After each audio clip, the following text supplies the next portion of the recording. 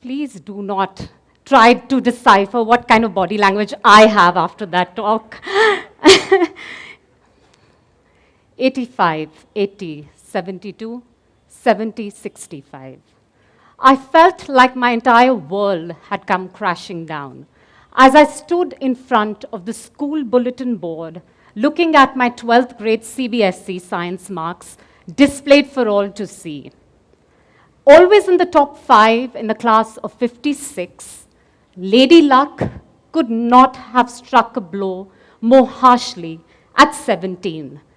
Genetic engineering and architecture were the 2 career paths I had shortlisted, but there was a haze of disappointment and clarity wasn't within my reach.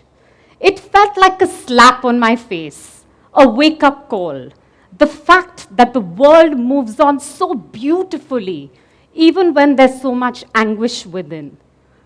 Time waits for no one, like my mother told me repeatedly. Stop wallowing in self-pity and work towards honing your gifts. Obviously, as a teenager, I was Miss Know-It-All. What do our parents know, right? Like, seriously. So what if my mother was an artist from JJ School of Arts? I mean, really, she knew nothing. I so get you 17-year-olds. A week later, I found myself in Sri Lanka for a short visit with family. Little did I know that that 1 week would change my life's journey. Grappling with equal parts disbelief and the feeling of being a failed speck of dirt in this mighty universe, I was very dramatic, like some of us are at 17. I witnessed the humbling experience of Geoffrey Bawa's vernacular architecture. It was as if the hotel we were living in and the homes we visited later and the landscape were one. The hotel buildings seemed to be coming out of the sea and blending into the terrain. It was a balm to my inner turmoil. The response it eventually drew from me was leading me to a degree in architecture. I studied for my entrance exams when most of my contemporaries were ahead of me in prep by 3 months. It was nerve-wracking. I barely slept, worrying whether I could catch up, but my parents never let me dwell on my doubts. I cracked all the All India entrances with top 20 rankings and went on to study architecture with a scholarship in India and then in the US.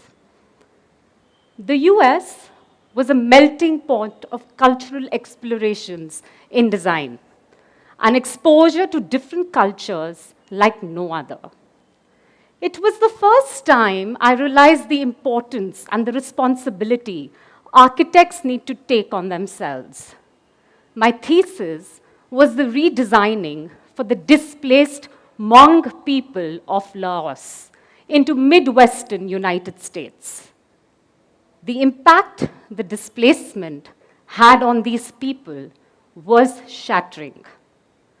They were a nature-loving people who lived in green agricultural fields, and suddenly they were made to fit into these box-like homes with no ventilation.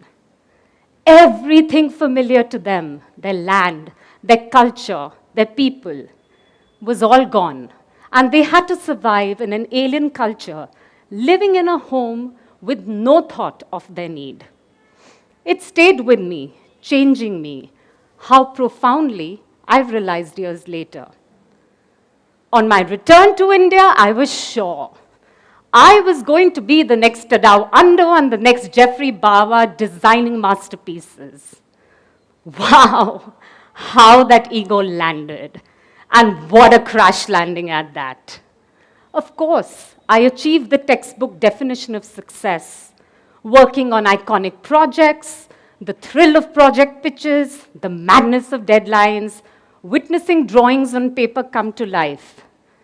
But no one, believe me, no one warned us in design school about the indomitable force we would have to face and learn to navigate the client, and even more intimidating, the client's budget. The it was a mechanical process, ticking off a builder's checklist with the reality of contracts, budgeting coming in. Forget an emotional response. I was contributing to the concrete jungle of little thought. Of course, there was power, scale, visibility, money, but there was a disconnect between success and personal satisfaction. Having a father who, from ground up, built a construction company of repute, I was very aware of my privilege. But privilege comes with responsibility. We can either crib about the fact things aren't changing, or we can make a change in our own ecosystem. So in 2003, armed with an invincibility and an audacity that being 23 brings with it, I decided to co-found my own real estate company, which would design and build residential buildings. Collecting sums of money from my father's morning tennis gang, one sunny morning in Delhi, selling them my vision about the golden period of real estate in Bangalore. Thankfully, they bought the pitch. And along with my 35-year-old co-founder, we started Acme Projects Limited. Different by design was our USP. We went on to creating and building 3 successful residential projects, which were sold out within 45 days of launch. What was different? The user was our whole and soul. Empathy was the difference. Home. When I say home, what first comes to mind? Refuge, shelter, security, belonging. When we design for an individual or community, it has to be with empathy. Empathy towards their culture, their aspirations, and identity. For many people, their home is their everything, precious and hard-earned. The user experience became our USP and the reason we did what we did. But just as we were tasting success, I had to join my father's company for things beyond my control, finding myself at the crossroads of ambition versus responsibility. I had to sell Acme, my first baby. It was gut-wrenching, and if you ask me, it was honestly more difficult than childbirth. I had to press pause in my vision well before it reached the potential I knew it was capable to reach. Joining a listed construction company meant compliances, clients, budgets, constraints, all that became paramount again. But you know, life is never linear. There is no straight path. It meanders through highs and lows. There are times we know the path, but we can't see where we are walking clearly, and we need to hold on to something to ground us. Acme Projects shines like a beacon of hope for me, my lighthouse, proof that I can be master of my own destiny and achieve what I set out to. And in 2007, life came a full circle.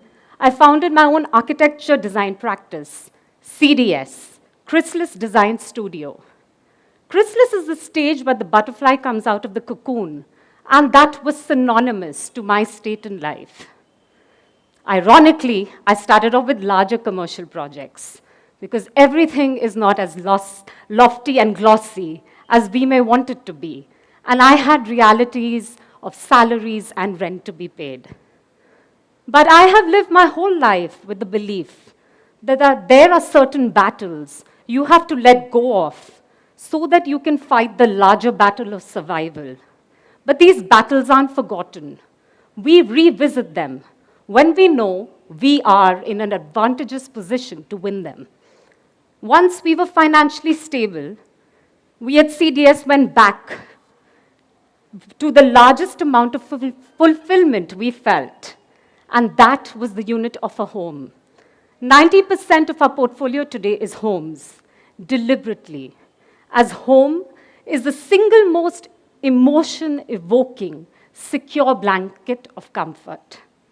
When you close your eyes and you think of home, everything you think of is positive and something where you draw strength from.